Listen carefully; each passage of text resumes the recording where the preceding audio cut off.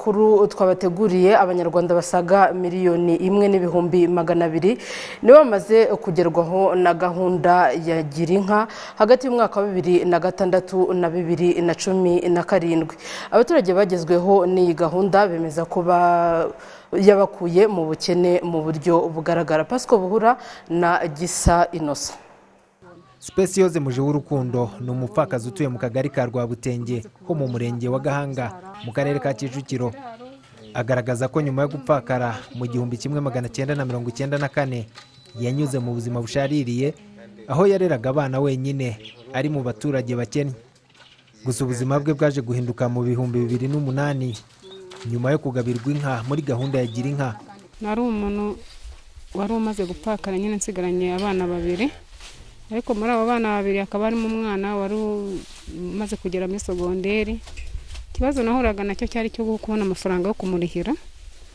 Nubwo maze kubona Girinka byaramfashije. Nkimaze kubyara natangiye kujya ngurisha amata. Nkabona amafaranga. Y'amafaranga nkayarihira umwana. Igihe atarimo kwiga yandi nkayahingisha. Hari mu nama y'igihugu y'umushyikirano yo muri 2006 ubwo Perezida wa Repubulika Paul Kagame nyuma yo gusanga imiryango myinshi ifite abana bugarijwe n'ikibazo cyo kugwingira n'imirire mibi muri rusange yatangije iyi gahunda. Icyari kigamijwe ni ukurwanya imirire mibi mu bana hanazamurwa ubuzima bw'abaturage bakennye. Nyuma yo kugabirwa inka mu mwaka w'2008 imyaka 2 gusa hatangiye gahunda ya Girinka. Uyu mubyeyi muja w'urukundo numwe mu batanga urugero rw'uburyo bagiye batera imbere biturutse kuri iyi gahunda aho zimaze kororoka ndetse nawe yagiye yoroza abandi ariko n'iterambere ryo mu rugo rwe biragaragara. Ubu yiyubakiye inzu abana n'abuzukuru na bamwe mu bana be mu muryango ubona ko wifashije. Mu gihe inka zikamwa buri mwe uko ari 3 ibishobora kumuha litiro nibura 15 ku munsi. Naho ifumbira kura mu mase yatumye umusaruro w'ubuhinzi mu rugo rwe no mu baturanyi wiyongera. Yakuruye umuriro w'amashanyarazi, afite biogaz ndetse yizigamira amazi mu buryo bwifashisha shitingi. Niba ari nk'igihe cy'intuza cya leta bavuga ati irondo ndikura ku ni sabune niho nyikura. Ikintu cyose nkunda kugikura ku iyo nkubita arimo gukanwa bafite ikibazo ariko inkange kamwe mba numva gose ndi umukungu. Ubu yarituye ndetse anagabira inshuti.